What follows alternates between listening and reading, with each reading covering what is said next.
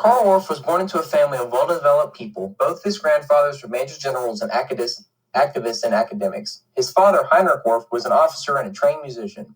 Karl's mother, Paula, was a trained pianist and was the one that helped find and develop Karl's musical skills. He took piano lessons starting at 5 years old, cello lessons at 7, and his first recorded attempts at playing the organ are 14 years old. He started school at the age of 6 and in 1912 left for the Academy of Music in Munich.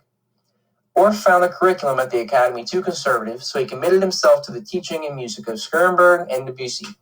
After the Academy, he went to study with Hermann Zilker in 1914, who later helped Orff get a job as musical director at the Munich Chamber Theater from 1916 to 1917. Orff spent the remainder of 1907 trapped on the Eastern Front of World War I in his only year of military service. The Gunther School, which opened in 1924, was a center for gymnastics and dance that Orff developed his concepts that elemental music is a synthesis of music, language, and movement. The school was the first time he started collecting what are known as the Orff instruments that make rhythmic learning easier and more viable. These instruments became fundamental to his schoolwork and his onstage productions. The school was sadly shut down in 1944 by the Nazi Party. In 1948, Dr. Walter Panofsky came across music of Orff's schoolwork, which prompted Annemarie Schambach to ask Orff to write music that could be played by children themselves for a radio broadcasting. The first of these broadcastings occurred on September 15, 1948, which was an enormous success in both the effect these programs had on the educational world and the positive reception it received by children.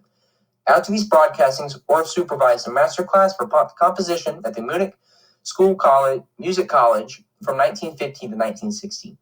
During this time, he mentored many famous composers such as Karl Marx, Werner Eck, Caesar Breskin, and William Kellmeyer.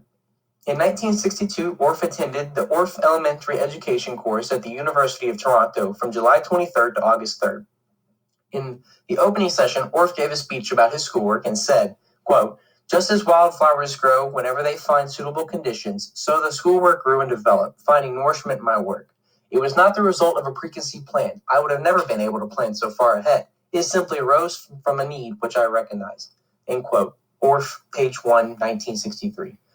From 1975 to 1981, Orff compiled all documentation of his musical works and schoolwork for an 8-volume publication called Karl Orff und sein Werk. Karl Orff died on March 29, 1982, and was buried in the Chapel of Sorrow in the Church of Endex.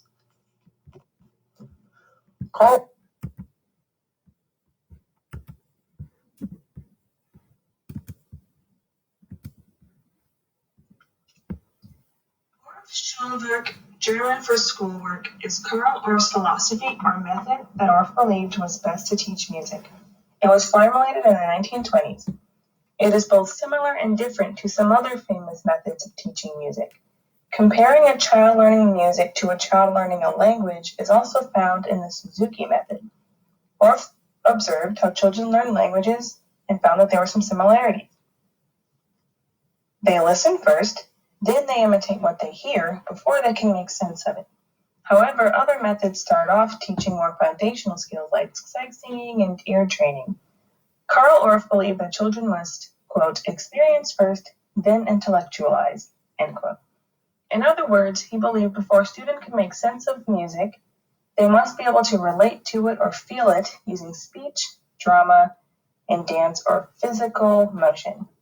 For example, when learning a song, the student would first speak the lyrics or act out the text, then clap along to it, getting the body involved.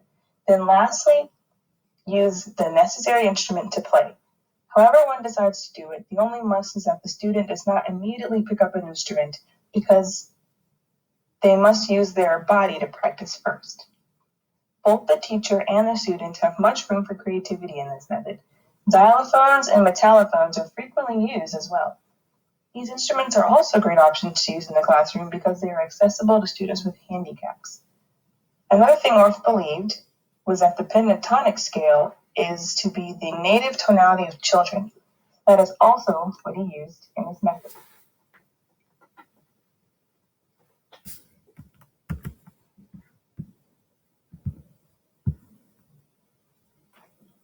Orff's approach is that through active participation in singing, chant, dance, movement, Acting and percussion instruments, students can emulate rhythm, pitch, and improvisation.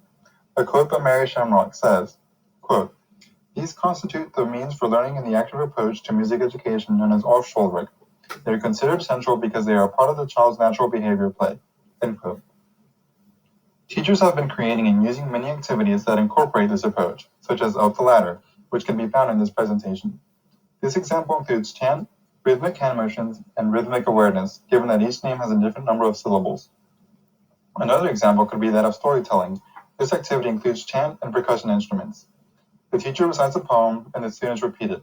Each student is assigned an instrument that is then assigned to a word in the poem, ultimately resulting in a chant with the rhythm section playing along. Another example is a letter game. This game involves rhythm, song, and improvisation as well. Students are challenged, once it's their turn, to call out a letter and then call out a word that starts with that letter. Then the class repeats it back to them and the cycle continues. These games aim to teach basic understanding of rhythm, melody, and improvisation.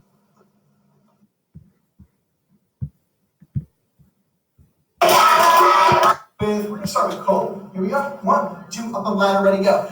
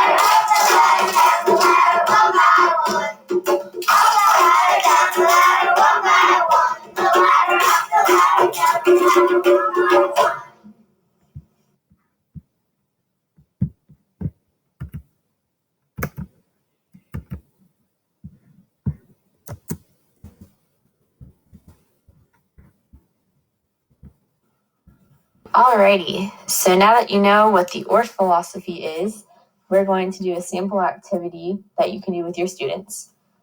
So you see we have pictures here, and then the rhythms that they symbolize down below. So the first one is alligator, the second one is tiger, the third one is flamingo, and the fourth is polar bear.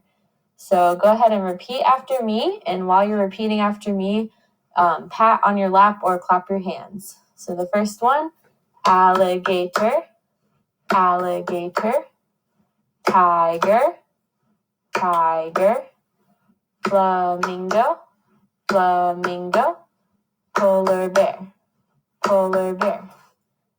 All right, so now that you know how those sound, we will transition to the next part of our activity.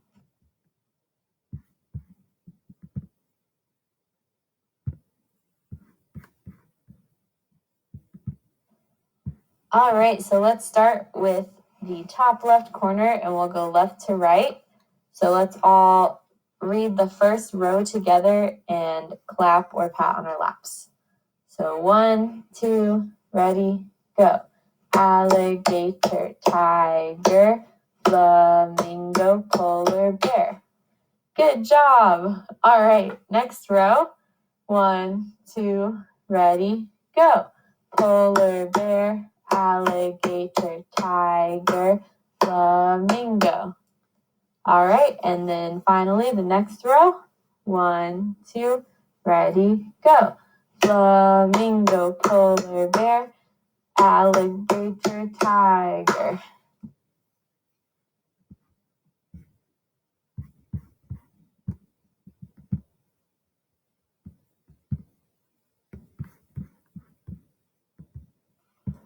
So by participating in the last two slides, you have incorporated movement, improvisation, speech, and you're experiencing the music in a new way. Using speech as a way for kids to learn rhythms is really effective because they already know how speech works and they're able to connect this new concept of rhythms into their neurological pathway that already exists.